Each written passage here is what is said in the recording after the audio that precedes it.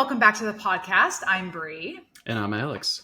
And this is Thrive, This the is the podcast. Thrive podcast. This is the Thrive podcast. This is Let's Thrive. Thrive Yep. with us. Thrive something. It's thriving. We're thriving. Yeah, I don't think we have official, Let's Thrive or Thrive with us or Thrive together or whatever, but we know it's Thrive, so just go with us here. We are in an rebranding. awkward transitionary period. It's like Yes. puberty. Like, we know we're coming out of this looking really hot, but Yeah.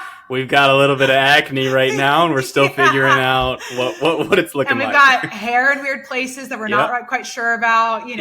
That's a great way to describe this, because after this, we know we're going to be hot. So Yeah, and we're excited. We're very excited. That is so funny. That was a perfect relation there. All right, what are we talking about today, Bree? Yep. So today we're talking about how to set yourself up for a fat loss weekend. It's how we've named it so far. Maybe we would change that, because as I was thinking, because as I was thinking about this podcast is, how you set yourself for a fat loss weekend. There are going to be some of these things that are being really important that you do to make sure you're successful in your calorie deficit, in your fat loss goals.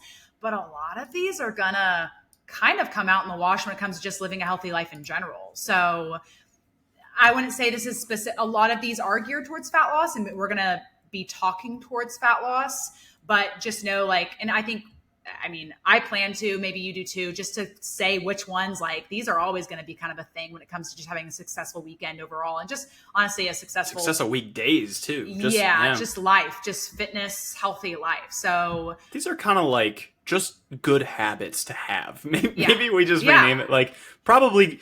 These are probably good habits to have. These are the 9 habits you probably should have to live a good life. Yeah, literally, honestly. So do we want to jump straight into number 1, or do you have anything else you want to add?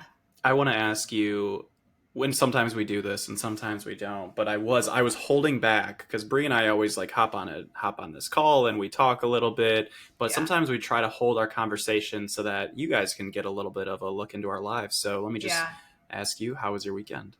It was really good. You have a really big smile on. My God, what happened?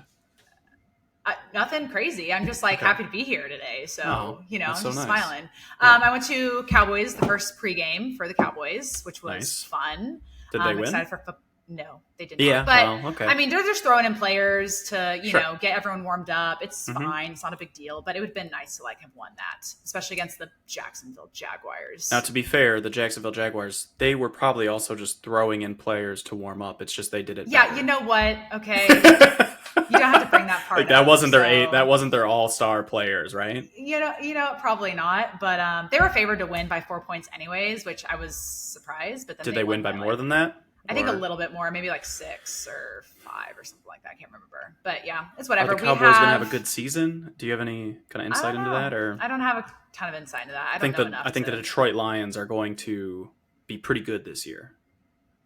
Wait, are you saying that sarcastically or seriously? No, I'm being pretty serious. Why? Well, you got to remember, if you're coming from nothing, the bottom, it's anything above that is pretty damn good. And the Detroit Lions have had a little bit of some L's. They've taken some L's. We got rid of Stafford. Stafford immediately goes and wins a Super Bowl, which honestly the entire state of Michigan took as our own because Matt Stafford was homegrown. So we were that's our Super Bowl too. Congratulations to the LA Rams. Yeah. But no, I don't really follow football or anything like that. But yeah, we've got this weekend. Sean O'Malley is fighting in the UFC, and I'm a huge fan of his. I don't think you know him, but Sean O'Malley. Heard the name. I feel like, well, maybe you probably know more about football than I know about UFC, but it's I don't really follow UFC. You don't really follow football, so we're both kind of just Yeah, I think I definitely know more about football. You definitely know more about football. Yeah, I agree. You do about UFC for sure. I agree. It's not a good comparison. No. Okay, so good weekend. You went to a Dallas Cowboys game. You watched them lose. Nice. Yep, watched them lose. Had a little. I always do a Sunday reset, and where we clean. I saw clean the house. The tap to clean looked really nice. So satisfying. Kahlua was in the corner of your bathroom and won, and then you cleaned her up, and she was out. And she was gone. We just got rid of her. Kahlua. Yeah, she was clean. Causing too much of a mess. Yeah, so, not really. Dirty dog. Wow. Literally. So Sage did all the grocery shopping. I did all the cleaning. Feels really good to get the week started that way. But yeah, my weekend was uneventful besides the Cowboys game. What about you? So last weekend I was in Nashville, and this past weekend I was up at my parents' cabin, which is about an hour north of me, so not too Nice. far of a drive. Nice. Very fun.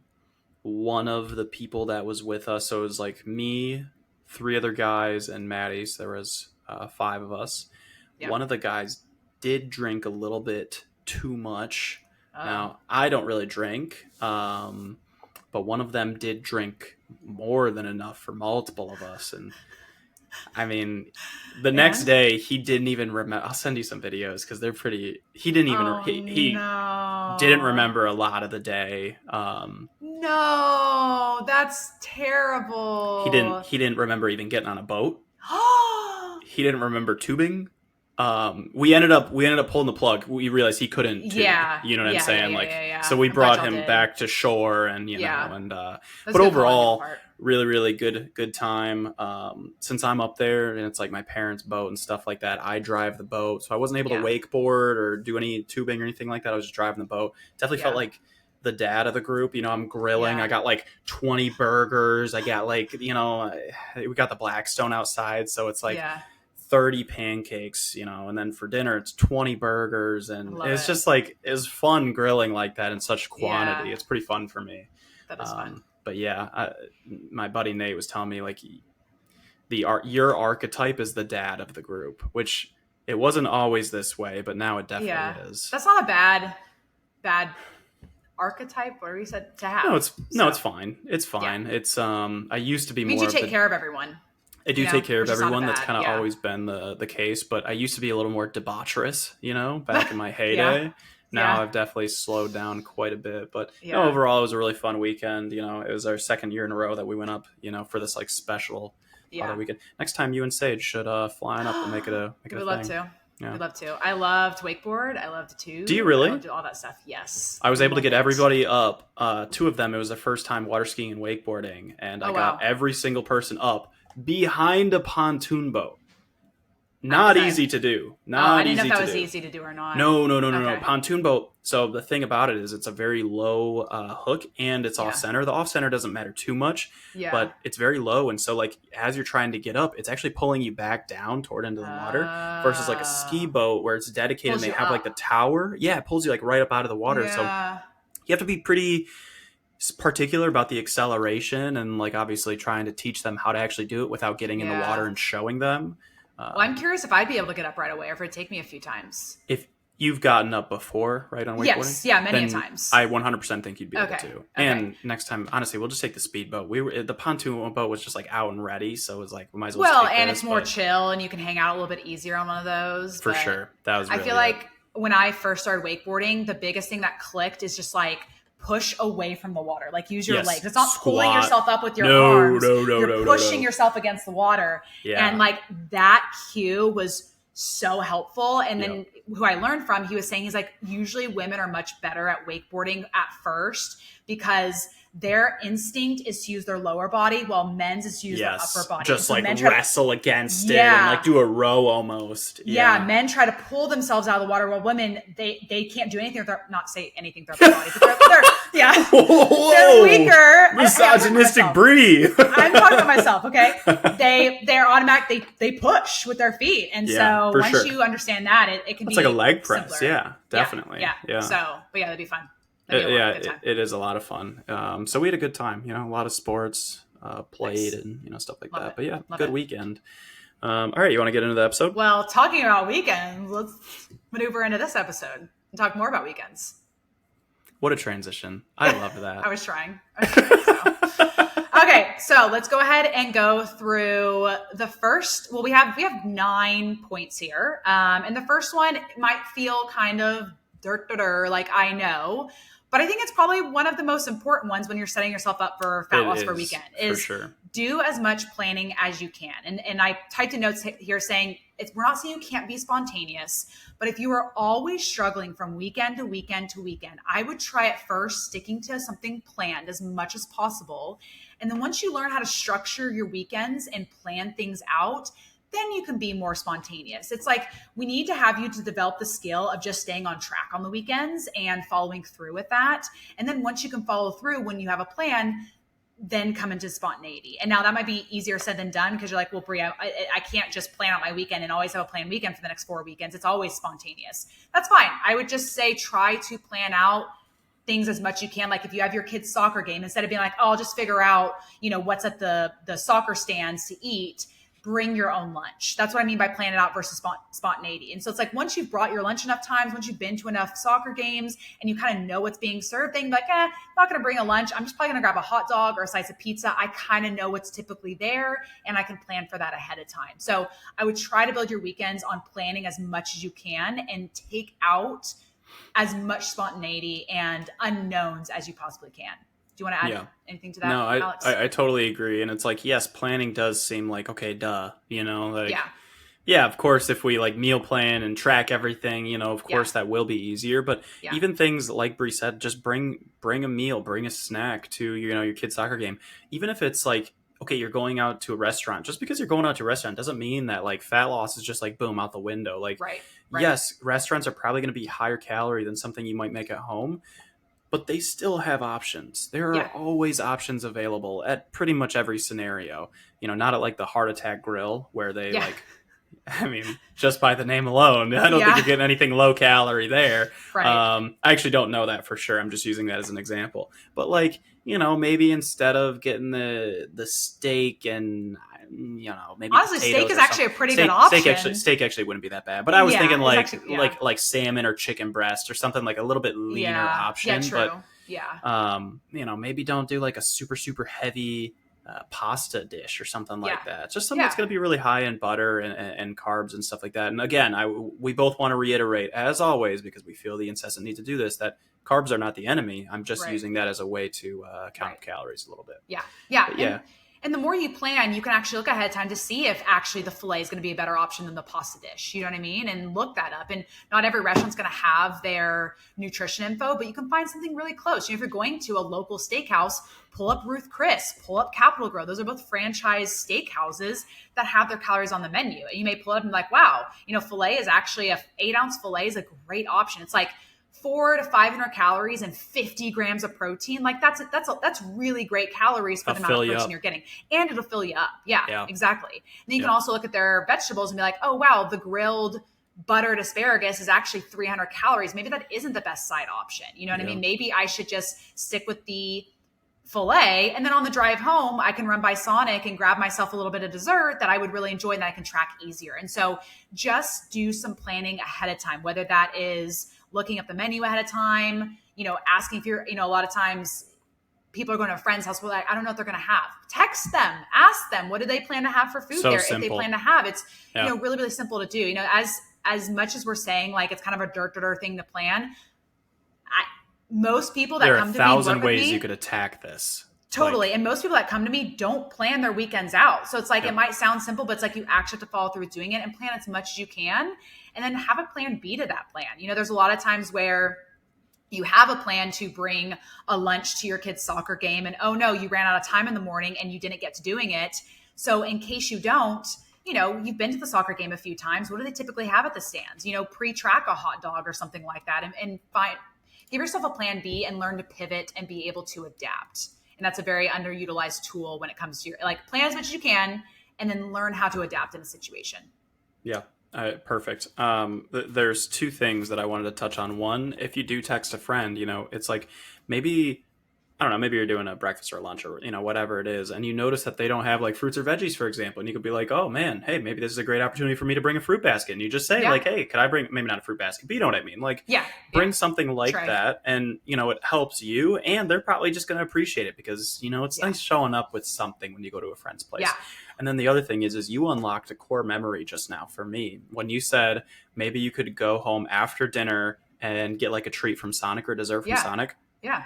So I don't know if it was because my parents weren't like, business wasn't always like super stellar for them. I think with every business, kind of goes through ebbs and flows. But anyways, back when I was younger, and maybe it was just simpler this way, but we would go get dinner and then after we'd get dinner maybe once a month, if that, but after dinner we would always go to McDonald's to get a hot fudge sundae. Like that was our post dinner dessert every single time without fail. That was so good.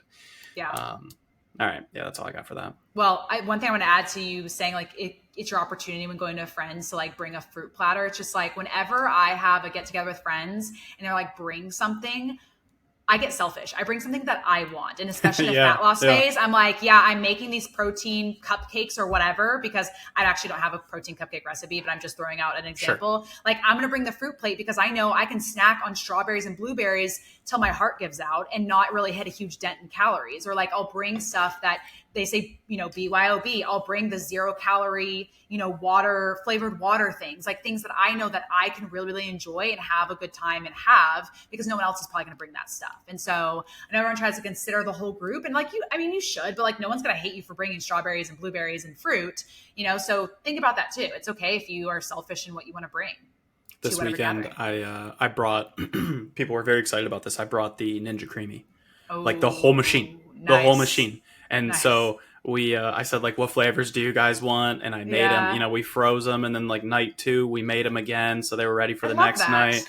And like, it's a kitchen utensil, but like we just threw it in the back of the car, super simple. And now we have high protein ice cream, which it's not like I was trying to be like, health conscious or high protein. Right. I'm fine with my protein goals no matter what. But But that's a great example is if you were going out for the weekend to the cabin with your family, bring the Ninja Creamy and make it fun for everyone. And then you also get to have a high protein dessert that's going to satisfy you at the end of the night. Yeah. Yep. So. And I brought up protein shakes, and it's like, it's just things that it's not like I had to really think about this, but it was kind of automatic. I saw this podcast topic and I was like, how can I best prep to talk about, I'm kidding. That's not the way I went about this. Very good.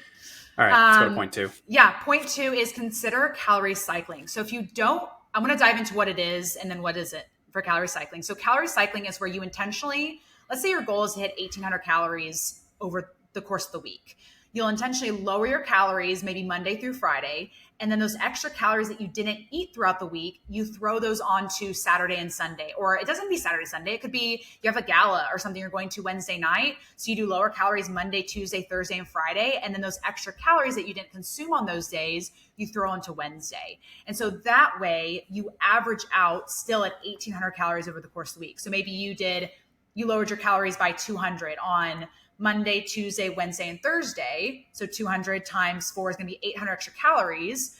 So then on Saturday, you can give yourself those 800 extra calories for, a drinks, Cowboys dessert, game, drinks, whatever dessert, you want to whatever can be. Now, what it isn't this hack for fat loss, you're going to lose fat quicker and all this kind of stuff. It's just taking your calories and placing them on a different day, but you're still going to benefit and be in an overall deficit because you're going to even out your average for the week. I'm going to add on, it is not a ticket for just this like crazy overeating binge session. Like, yes, this is a calculated approach. This is a subtract. And I don't want you subtracting like, okay, let's say you're at 1,800 calories. That's what your target is through Monday through Thursday. I don't want you subtracting like 500 from that. I want you to be pretty minimal with it. Maybe 100, 200. I think 300 calories plus would be kind of overkill. Aggressive, It'd be aggressive, and you might be pretty hungry on those days. It might just make it harder to adhere to. That's kind of the thing that I'm worried about. But yeah, subtracting 200 calories from 4 days out of the week or 5 days or even 6 days out of the week, man, if you have an extra 1,200 calories to work with 1 day per week and you're eating up to 3,000 when you're used to 1,800, 3,000, it'll be tough to hit that. Like, maybe for some people. Yeah, I guess depending too, where you're going out to eat and all that kind of stuff. But, I put also on this point here is that it's not for everyone. And I think you brought up a really good point, Alex, of like, it's not a justified version to binge. Like, you're not going to rack yourself down to 1,200 calories when your goal is 1,800 and then accumulate 3,000 extra calories. So that way on Saturday, you can have 4,800 calories. Like, that's not the purpose behind this. Is to give yourself some extra wiggle room. And so if you're having a really hard time, like every Saturday you go over your calories, this could be it for you. It could be you're really good at being consistent during the week. And it's just when you go out on the weekends, if you could just have like an extra 400 or 500 calories, you could have, you could enjoy yourself. You can have some extra drinks and that'd be really great. Now, if you struggle just to hit your calories from Monday to Tuesday and Tuesday to Wednesday, this might not be the approach for you. You may need to actually focus on just hitting your calories in general, Monday, Tuesday, Wednesday consistently, and then bring this in. So I'd recommend this more for someone who does really well during the week and you go over your calories somewhat on the weekends, right? If you're doing really good in the week and also you just binge all weekend, this is not going to solve your problem. Not for you, right? It's not going to solve your problem. You need to learn how to balance things out more and not see these weekends as these all or nothing approaches. But if you're just like, hey, you know what, my goal is 1,800 on the weekends, I keep hitting 2,100. Lower your calories a little bit during the week, and then you allow yourself that extra calories on the weekend, and then it can help to give you more freedom and alleviate. I don't say alleviate, just gives you more wiggle room for things that you want to do on the weekend. A little more freedom. Yeah. Anything else you want to add in with calorie cycling? No, I was just looking at, you mentioned the all or nothing mindset, and it's like, that is something that, we have to talk about so often. And I was looking at what podcast episode we cover that in, because I'm pretty sure we covered that. It's the last one that hasn't been posted yet. I understand. Okay. Yeah, it was our last episode. So well, it'll be out by the time. Yep, this one gets posted. Yep. Okay. Yes, if you haven't heard us talk about the all or nothing mindset, last episode before this one, we talk about that more. Cool. But it's really making sure you pull yourself out of that all or nothing mindset. So next one, weigh out the importance and purpose of the social events. So I say this to a lot of my clients when they're like, hey, I have a wedding this coming weekend. Like, how should I plan for it? And it's like, well, is it cousin's Eddie's wedding they haven't seen in 6 years? Or is your best friend since kindergarten's wedding? Like, there's a different level of importance. And so they come to me and they're like, Brie, this is my best friend since kindergarten. It's like, okay, well, we could just not track. Like, why don't you just go and enjoy yourself? I'm not saying it's a free for all. It's not an excuse to binge, but like, have the hors d'oeuvres, have the drinks, think about your hunger cues. Stop when you're full. If you eat an hors d'oeuvre and you don't like how it tastes, you don't have to have another one. Like, it's not this all free moment, just go crazy, but just enjoy yourself, and we'll get, right back to our regular protocols after that. If it's cousin Eddie's wedding that you haven't seen in, 15 years, you don't really care about, you're just there because they invited you because you're family, we probably could take a more strategic approach. You might be able to calorie cycle a little bit during the week because we're not really sure the food that's going to be served. Or maybe you do. Maybe you could text Aunt Susan and be like, hey, do you know what type of food's going to be served there? Is it a buffet? Is it a sit down? They may even tell you on the invite what kind of thing it is. And we could plan things out a little bit more strategically. But weighing out the importance of the event is really important because I think a lot of times we see the weekends as like, it's always important. And if you're seeing every event as a special event, it's going to be really hard to hit your goals. And then you're always going to create this cycle of, well, I'm out with my friends, or well, I'm out here. It's like, well, you always go out with your friends every weekend. Like, it's not that it's not important when you go out with your friends. But the importance, and then this comes the second part, the purpose. The main purpose behind you hanging out with your friends is to fellowship. Is food and drink a part of that? Absolutely. Does that heighten the experience? Absolutely. But the whole reason you're getting together with your friends is to hang out with them. Food is just a part of that. And so it's like, can we make some sacrifices and bring your own meal? Or again, like bringing the fruit plate and planning out your drinks. Just eat a little less. Yeah. You don't gotta eat everything in sight, guys. Yeah. Just eat a little less. Like, that's it. I mean, really, just like this weekend for breakfast, we made French toast, we made chocolate chip pancakes, we made bacon, and we made like 30 sausages. And we were like, hey, let's just save some of these sausage for leftovers because there's 5 of us and we don't want to plow through 30 sausages on top of everything else. It's like, you can just save stuff for leftovers or just like stop eating. You don't need to finish everything in sight. And even if you do have higher calorie options, like maybe you really want to eat the French toast or the chocolate chip pancakes, that's cool. Instead of eating like 4 slices, maybe try 3, maybe try 2. It's, people have this like, I'm not going to say fear of hunger because I don't think very many people fear hunger, but I do think that more people need to get a little bit more comfortable with sitting with their stomach and what is inside of it for just a little bit longer before they go back for seconds and thirds. Because a lot of time, it just takes time to get that sensation of fullness.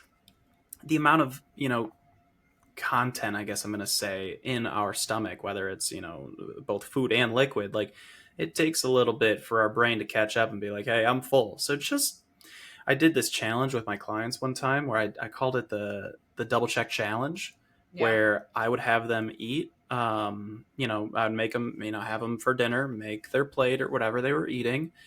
And by the time they were done with like 60, 70% of their meal, not 100%, 60, 70%, I would have them sit there and wait 15 minutes before adding anything else. And if they still felt hungry, go eat it.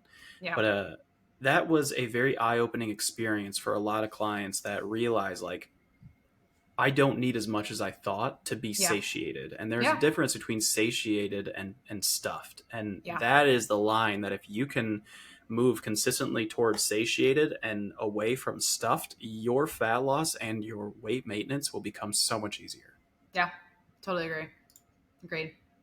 Anything else you want to add to importance and purpose of social events, or you want to move on? No, I do. Like, you're so right that there are a lot of people out there that every event is this big event.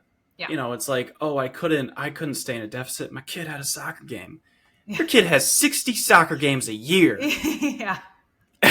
You got Christmas, you got Hanukkah, you got, whatever you got. There's going to be the Easter bunnies coming. There's going to be so many events. My family came in town. There's always something special. There's going to be so many events. Yes, there's going to be so many things. So like, are we telling you that you have to try to lose weight every weekend? No, but you should have this like mental preparedness of what to do when shit hits the fan. And like, shit is going to hit the fan more often than it doesn't. Like, it just happens that way. And so we need to be able to regulate our body weight in a more efficient way rather than just making excuses and saying like, I'll get to it next week. That's not good enough.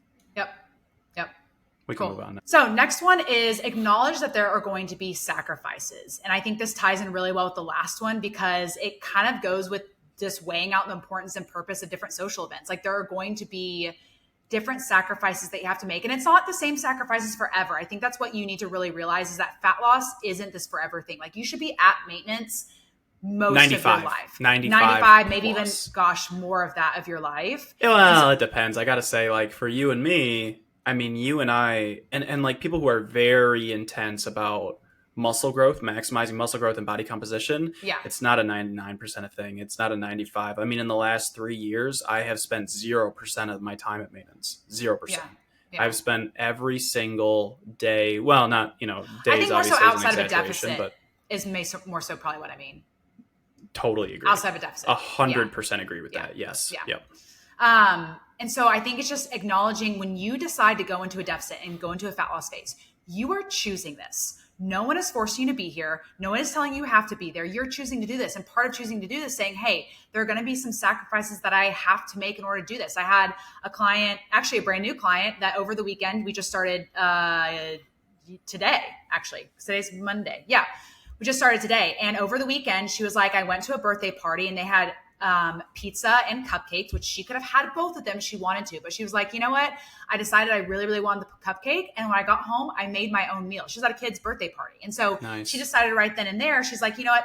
That's a sacrifice that I want to make is that I don't, the pizza's not really going to satiate me. It's not something I really, really want. I can technically have pizza anytime at home, but I really want these cupcakes that they brought. So I'm going to have this cupcake and I track it. I'm going to go home and have something I'm going to enjoy, make me more satiated. And so there's these, we say sacrifices, but it's really trade-offs because whether you do it or not, you're always trading something off. Like if you decide to not eat the pizza and the cupcake, you're not going to get the fat loss results you want. Or maybe you could get the fat results, but maybe you're not going to get satiated. You know what I mean? Like you're not going to be full. And so the trade-off is you go home, you're going to be hungry for the rest of the day, but you've already hit your calories. Or you decide like, oh, I really don't want to go get my steps in. Cool. You're probably going to slow down your fat loss a little bit because you are taking in less activity. Like whether you decide to do something or not, you're making a choice, whether you like it or not. And so you're always trading or making a trade-off, whether it's a choice towards your goals or a choice away from your goals. And so maybe the better point to this, acknowledge there are going to be trade-offs with every decision that you make, especially when it comes to the weekend. And so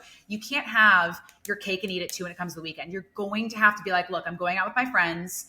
I need to make sure that I'm not starving going into this dinner with my friends. So I'm going to have a protein shake beforehand so that way I can hit some protein. It'd be lower calorie. I'm going to look up the menu ahead of time, the sacrifices you're having to do all this work ahead of time, pre-track it. But the trade-off also is that you get to go into this dinner, not pull out MyFitnessPal. It's all been pre-tracked. You know exactly what you're going to go eat. You'll have zero overwhelm. And so there's a trade-off with if you decide not to do that, the trade-off is maybe you have overwhelm. And then when you get there, you're not sure what you want to track. And then you say, well, screw it. I don't know what I eat anyways. And so there's always a trade-off that's coming with something. So there's always going to have to be sacrifices made for the goals that you want, especially over the weekend. Yeah, I agree. So, I don't think I have anything to add on that one. Okay, cool. You nailed it. I mean, you nailed it. Yeah. Okay. We'll go to the next one, which we put minimize liquid calories. So I really like to drink protein shakes, and that really helps me being in a deficit. But you don't do protein shakes in a deficit? So it's not that I will still do protein shakes in the deficit. I think where I kind of got, because I did mention that on my social media one time. Yeah. The degree of leanness that I was at, not in this current, just coming out of the last cut. I'm talking the one that I wrapped up last September of 2022, where I was like scary lean. Yeah. No liquid calories. A 45 calorie Rolo would destroy me just in terms of I would rather have spent that on 4 cups of cauliflower rice. Right. Anything to get volume in my stomach. True. There was never fullness. I want to reiterate, there was never, ever, ever, ever fullness. Because of the severeness of the deficit you were in. Not just because I wasn't in a severe deficit at the end of it. Okay. I was actually in a pretty small deficit. It was my degree of leanness. The amount of ghrelin that my body was producing, the hunger hormone, it was just I was quite literally insatiable. Yeah. I mean, the day that I wrapped up, I am not a binge overeater or anything like that. I very much tilt toward the spectrum of, if I'm not tracking my calories, I will consistently undereat and lose weight. Yeah. And just not provide my body the fuel it needs. I'll go 12 hours without eating and just be like, oh, I guess I'm hungry. I don't know. Yeah. But I ate 5.7 thousand calories the day the cut ended because I knew I needed to put on body fat as quick as possible because my body was very unhealthy and I wasn't going to be able to put on any muscle. Yeah. 2, I wanted to eat. Yeah. I ate 5.7 thousand calories that day. My stomach was super 5.7, so 5,700. Yeah, yep. Okay. You said 5.7, so that was confusing me. 5.7K, yeah. Okay. But anyway, 5,700 calories, and my stomach was like distended and like just so sticking out. There were still like the visible abs over it. It was like, it's such a weird photo. Yeah. And I don't know. It's just, so when I say that, like, sometimes I prefer solid protein over protein shakes, it's because I was already getting in like 250 grams of protein a day. I didn't need protein shakes to help me get the protein goal, as a lot of people do. Yeah. And I would have rather 100 times out of 100 use those calories for a solid form of protein just because it was more satiating. Yeah. Okay. And this brings me to the study that I may have covered before. And they took I think it was 100 calories. It was calorie equated. There was an apple. And then there was apple juice. So there are 3 groups. Yeah. I'm going to start over. Researchers split participants into 3 groups. One group ate, let's say it was 100 calories, whatever it was calorie equated, 100 calories worth of an apple, 100 calories worth of apple juice, drinking it, and 100 calories worth of apple juice, eating it like it's soup with a spoon. Like applesauce. It was apple juice. It was the exact same. It was apple juice. Oh, wait, so there were 2 juices, but one it was drinking it, and one was like eating the juice. Eating the juice, like with a spoon, like as it was soup. Okay. Are you familiar with this one? No, I'm not. Keep going. No, go for it. This is gonna before I get to the results. What do you think the results were in terms of satiety? This is what they were testing: was how full do these different options make people? I think the eating process is going to make them more full, and probably eating the entire apple. One has probably more fiber to it because it's got the skins and everything. But I think physically eating the apple, because it's a solid and they're also eating and chewing and munching, is going to be having them more full. I think the least amount of full is drinking the apple juice. Yeah, so that's correct. What they found, and the most interesting takeaway in my opinion, was that eating the apple, whether it was 100 calories or whatever, eating that apple was basically equally satiating as eating it like it was soup. And so it was, I think, 2 things. 1, there's like an eating sensation there. And 2, and this is more important in my book, is the temporal effect of eating, is trying to extend the time frame of eating. Not only does this give you the benefit of, one thing it does is it reduces, I should say it gives your brain a chance, it gives your stomach a chance to send your signal to your brain saying like, I'm full. But two, and more importantly, maybe not more importantly, but I think more fascinating to me is creating a memory of yourself eating that food. And when we eat foods absent-mindedly, it's very difficult to create a memory of eating that food. And so from both a tracking perspective and just a satiety perspective, if we can remember like, oh, I did eat earlier today, we'll stay more full. Yeah, it's funny you say that, because there's times where I'm like, I swear I got 3 Oreos and I only ate 2. I'm like, oh, no way, I did eat 3 Oreos, because it's just so quick, and like I just pop them like that. I know exactly what you mean when you say like remembering of eating stuff, because there's definitely times I don't remember. I'm like, wait, I could have sworn I only ate 2 so far. I didn't eat all 3 yet, and then you did. You know what I mean? So if there was like one skill that I wish every single person, and there's so many reasons for this, but if there was one skill that I wish everybody could master, would just be eating slowly. Yeah,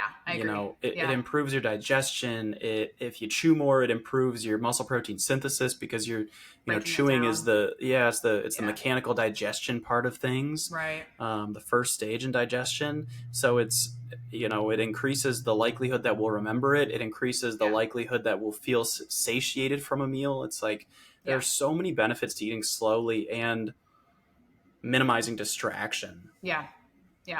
Well, let me talk about the other side of it, of drinking the liquid. Well, I mean, you dove into that, I think, really well, of like, while there's times that you don't do drinking calories because you're like, I need to get more stomach content in you for the calories. Yeah. I do think drinking a protein shake, and I think you'd agree, I don't think we disagree on this, can be helpful. Like before you go out great idea. It's so funny. Amy texted me, if she's listening to this episode, she's going to crack up too. She texted me the other day a picture of her protein shake, and she's like, this is what pre-games look like when you're on the cut and you're going out with your friends at night. And I just shout out Amy.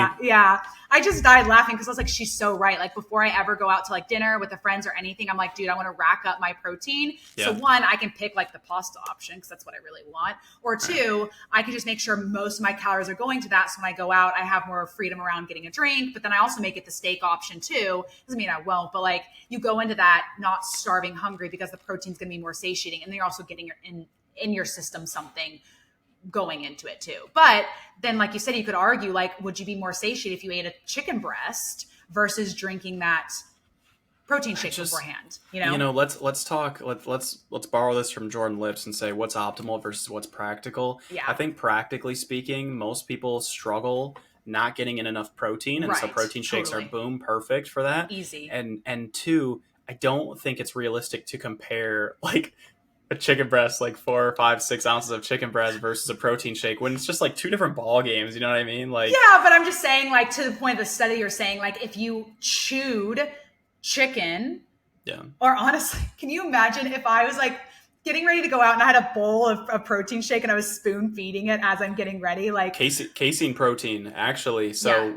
I would casein protein. I would do that. Throw in some water, mix it up, and then eat it as a pudding. Actually, that would be a good point. Yeah, you got to get the right flavor. Man, the flavor is crucial on that one. True. But yeah, all that to say, like, minimize your liquid calories, because I mean, we actually kind of need to go back to this point. The reason why we recommend minimizing liquid calories is because they're not as satiating as actually eating foods. And so I think the biggest thing what we mean when we say minimize liquid calories is like alcohol or like sodas that have calories, not like diet sodas. Because if you're, I think most of us can go through like 300 calories worth of alcohol. That's 3 seltzers at like a pool day versus easy.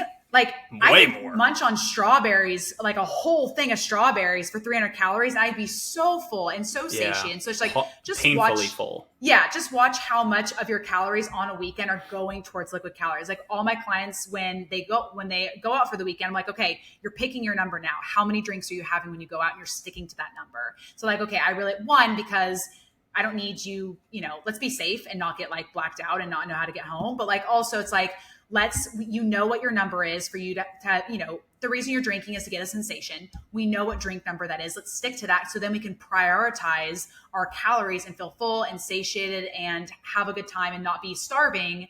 And then you're making poor decisions and just drinking a ton more. You know what I mean? Yep. So agree. Cool. Next one is really listen in hunger/fullness cues. And this is one of those things that's just going to carry through whether you're in a fat loss weekend or not. I think I kind of touched on it with like the weigh out the importance and purpose of social events. Is like, when you, and Alex was saying, was slowing down, like when you are out to eat, and I've said this on podcasts before, your food is not going anywhere. It is dead. It is on your plate and it's not running off. So it's like, just slow down. A lot of you are eating so fast that your body doesn't have time to process the hunger cues. And then you're insanely full and you've overeaten what you probably actually needed to eat to be satiated. And so part of really listening to your hunger and fullness cues is actually slowing down and realizing like, hey, I have my food in front of me. If I want to enjoy this whole plate, I can, but let me slow down because I may not be hungry enough for all of it. And I may be satiated before I reach eating all of it. I think another one to add in here too is, if you take a bite of something and you don't enjoy it, you don't have to finish eating it. I feel like a lot of times we feel guilty for like, oh, well, I ordered this whole plate of XYZ and like, it's really not that great, but I'm going to finish it. It's like, no, like you don't have to finish it. Honestly, you could probably send it back and order something else. I don't know if you're that type of person, but it's like, you know what? Well, I am that type of person, but I'm nice about it. It's bold. It's bold. It is bold. I'm just nice about it. I'm definitely not like, I'm not mean about it. I'm always very, very nice. And that does not happen very often, but I'm like, dude, I'm paying $46 at this restaurant for whatever. Like $46. Like, what restaurant are you going to? Well, I'm saying like a nice steakhouse or something. You know what I mean? Like if I'm at like, I don't know, somewhere and it's just like cheap food, like a Chili's or something, I'm not really going to worry about it. But like, if I'm paying a pretty penny, I'm like, look, I'm so sorry. Like this is not what I thought it was going to taste like. I really, whatever. We don't need to get into that. Anyways, if you don't enjoy what you're eating, you don't have to finish the whole thing. You could just eat it to be not starving, to hit some protein goals and then move on, Yeah. And like for dessert, like sometimes you just get a couple bites in and you're like, that was amazing. I'm good. You don't have to keep going. You don't have to demolish the whole thing. Yeah. Or sometimes you just like think that you have to have dessert after dinner, but there's nothing really like satiating that's on the menu. But you're like, well, we're out to eat. We're having a nice night out. Like I should get dessert. Nothing seems appetizing. You don't have to get dessert. I can't tell you, like when it comes to desserts for me, I don't like fancy desserts. The more flavors people add, the more I think it overcomplicates it. And I love dessert, but I don't like fancy desserts. And so the amount of times I've like gone to a steakhouse and they have this like blueberry compote cheesecake with like mint, lemon, orange soiree thing, I'm just like, no. Like I don't even know some of the words you just said. That's how uncultured I am. I just threw some. I know what blueberry compote is, but like other than that, You lost me. Okay. But the amount of times you can ask Sage, we have driven by Andy's on the way home because one, the calories are on the menu. And two, I would rather have a custard with Oreos in it than like some fancy schmancy thing I've done. So like we'll go to a steakhouse, I get a steak, 50 grams of protein for 500 calories. And then on the way home, I grab myself an Andy's custard, maybe ate half of it. I put the rest of it in the freezer because I satisfy my sweet tooth. I don't need to eat the whole thing. And then tomorrow, awesome, I have an Andy's thing in here and I'll eat the rest of it tomorrow. So just remember, like, if something doesn't sound good, just because there's appetizers, but nothing sounds appetizing with appetizers, I mean, you have to get appetizers. Like, order the things that you really, really want to enjoy. Yeah. Wow. So the thing Maddie and I have been doing post dinner when we eat at home, which is, I mean, because of food allergies, that's what we do. Yeah, we eat at home. Totally. Yeah. We just have one Dove dark chocolate. That is it. It's 45 calories, and we're trying to get more dark chocolate because, like, the health benefits of cocoa, Yeah. I'm not sure if we're hitting that tipping point because I haven't done the calculation. One Dove thing? I don't know. Dove dark chocolate per day. I don't know if we're really getting anything out of it, but worst case scenario, it's just a nice little treat for us, Right. All right, we got 2 points left. Cool. Daily walk / movement. I feel like I've been talking a lot. I'm going to let you go into this one. I think this one's pretty straightforward. Yeah. I don't know if I want to go into the study because I haven't read it yet, but Lifting Lindsay the other day shared, and I've heard of it before. Yeah. I need to look into it, but she shared a study, just kind of briefly talked about it, about the anti-hunger effect around like 8,000 steps per day. Yeah, I saw that. I think that's too, pretty cool. I pulled up the study and I think it's kind of a sub note of the study almost. Like it's not like the main study because it was a pretty interesting headline, but I need to dive into it before I talk more about it. Well, but I do think like just trying to be more active. Like this weekend, it's like we played so many yard games. I thought about making a post about like how cardio doesn't have to be these super structured, ultra regimented, like, okay, I get on the treadmill or I get on my bike or anything like that. It can be a walk around the neighborhood or a walk down the beach. Or for us, it was like going to play disc golf or going to play Right. spike ball with us. You know, it's Right. just like just trying to get some type of activity in. It goes a really long way. If you can go from 2,000 steps per day on a vacation to 6 or, you know, or a weekend or whatever to 6, 7, 8,000 plus up to 10,000 or beyond, man, fat loss is going to be so much easier. Yeah. Well, even with fat loss, just like when you think about if you have a step goal, right? If you're in a fat loss phase, you have a step goal. Most people want to lounge and relax and be lazy on the weekend. It's like, you got to get some type of movement and set that up. And I think kind of goes back to planning and start your day with some type of movement. And if your weekend involves movement, you have to plan for that even less. You know what I mean? It's like if it involves going and playing disc golf, you're probably going to get most of your steps for your fat loss goal in playing disc golf. And then you have to think about it as much. And so it's like daily walk and movement. I think it's gonna be one of those things where it just carries forward, like outside of fat loss, like just being a more active person in general is just very good for health. Very good for health, very good for maintaining your weight. And I also don't think it's, I mean, correct me if I'm wrong, I don't think it's any secret that we've seen exercise have a, what's the word I'm looking for? Larger health benefit. No, I'm going back to the hunger thing of like, you were saying 8,000 steps tends to have like what's anti-hunger effect. Anti-hunger effect. Like we've also seen like when you work, just any type of extra, like working out in general can suppress hunger cues a lot of times. And so not everyone, I think some people work out and they come home like, I'm ravenous. And that may be more along the lines of when you last ate, I think. But we've also seen that, you know, exercise can, gosh, I keep losing the words. Prolong blunt hunger, prolong when you get hungry, you won't feel like maybe you go into the workout being hungry, but then you start working out and you're like, wait, I'm not hungry anymore. And then after you're done working out, you're like, I'm still not really that hungry. It delays the hunger cues. I'm curious about like walking, and I'm sure walking maybe the 8,000 steps is where most people fall on that threshold of like, you've done enough activity to kind of, again, I'm losing the word. Prolong, whatever. Everyone knows what I'm talking about, what I'm saying. So, but I'm not into it either. You know, I would, I made a post on this about like why I don't love like high intensity exercise, you know, like F45 or Orange Theory for fat loss. And that ended up being one of my most popular posts of all time. And so I'm just going to like, really briefly touch upon it here. When intensity of exercise is very high, we usually have a compensatory behavior to that. So if you work really hard for 1 hour in your class, what's going to happen in a lot of times later in the day is you're not going to want to move much. And so if you can just lower the intensity, maybe just make it 2 hours of walking or something like that, you'll probably be a lot more active throughout the day. And I would assume that coincides with hunger as well, whereas the higher intensity exercise, man, you get this super ravenous feeling. This is not something that like, oh, I can point to this study, this is kind of more anecdotal, but I do think it's potentially relevant too. Yep. Cool. Last one. It's probably the most boring one. Stay hydrated.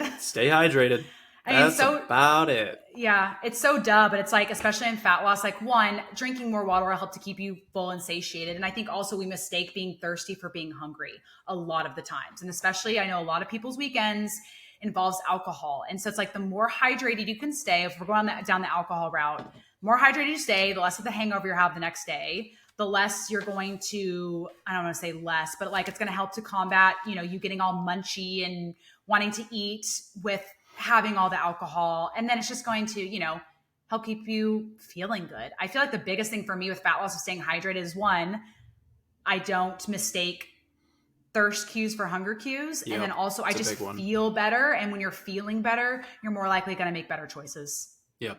Yeah, for sure. And hopefully if you are drinking alcohol, make sure you're drinking plenty of water so that you're going to be dehydrated, unfortunately, no matter what, but don't be severely dehydrated. Maybe just be mildly dehydrated. Mildly, exactly. Yeah. So I feel like that one's a duh, but it's just like I think it impacts you a lot more than you realize. So let's wrap it up by saying, I want to ask you, how's your fat loss? It's going so far? Great, honestly. Like I don't want to say this because I feel like I'm going to jinx myself, but like I haven't been hungry hardly at all. I think that's normal for the first like 4 weeks of a fat loss phase. I know. When you're doing it right. Yeah, but I've also I think why this feels weird to me is the first 3 days were so miserable because of the big jump that I make. Right. Yeah. And I just want to disclaim here. I don't recommend everyone going straight from a bulk to a deficit. I understand I made a large jump, but it's because I can and because I understand the sacrifice and the trade-offs that come with that. And that was worth it to me. Part of the trade-off was I got to go right into a deficit. The other trade-off was I got to feel really hungry for 3 days. And so I went from bulk straight into deficit, and not only deficit, I cycled my calories. With that being said, I was really hungry for 3 days. And now I'm just like, this is so cool. Like not being crazy hungry. I know it won't last forever, but I'm just like, I don't know, like almost nervous for when this is going to end because it's been really, really nice because it's made things easier. I mean, as long as you're not trying to get like bodybuilder stage lean. Yeah, I think you'll be fine. I mean, what are you trying to lose, 10 pounds or so? I don't know. I just kind of want to. I know you don't have that number, but yeah, I just want to go at it and see what happens. I will say because I got sick on Tuesday of last week. I had a big drop on the scale and like ate maybe 800 calories that day, and so my overall, my data sheet says for last week that I lost 2.36 pounds. I think most of that is just like mainly from being sick. I dropped 2 pounds overnight, and I knew after dropping 2 pounds overnight, the next day I was going to be a pound, if not 2 pounds back up. I was like a pound point something back up, which I knew. But even with being back up and then I've been stuck at the same number for like I've not only been stuck at the same ish number, but I've been climbing. Like I'm 147. It was like 147.2, 147.3, 147.8. But even with that climb, I'm still averaging 2.4 pounds down. And so I'm just like, I want to make sure explain to everyone, this is not a normal amount of fat loss. I was sick. I severely ate underate on calories. I lost a lot of water. I lost a lot of food content. And so I do not foresee my drop being this big come in the future. Right. So, but yeah, but I also thought I'd be so much more hungry because of that, because I had a day where I was like hardly ate anything because of what happened. Malnourished. Yeah, exactly. And so it's kind of been like, honestly, the day after I was sick, I was like scared to eat. I was like, you need to eat stuff. Like it's only one day, but I'm also like, I don't want to lose muscle. I want to make sure I get my protein in, but it's also only one day. So I was like, how to remind myself of that. But yeah, it's been really great so far. Nice. So good. Yeah. Cool. Right, anything else you want to add, or want to wrap it up here? No, let's we hired designers for Thrive, the app. We had hired a designer already. We kind of got some rough early mock-ups from him. Then we decided we wanted to go another direction. So we hired a team out in Denver. We're really excited to be working with them. We just got our designs for the dashboard, the main page. Yeah. So it's all coming together, and it's really, really cool. And we can't wait for you guys to see it. I don't know. Maybe will we have like a discount code for podcast listeners, or once we get closer? I feel like it's going to be pretty low cost as is. So maybe we don't do that. I don't know yet. Yeah, we'll see.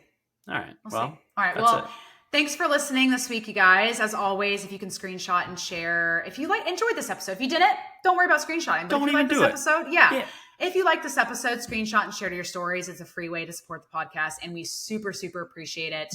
As always, DM us with your takeaways, what you enjoyed the most. It helps us to create further podcasts in the future because we know what you guys liked, what hit home, what you enjoyed, and then we know what to film in the future. So as always, you guys have a great rest of your week, and we will talk to you guys soon. Take care.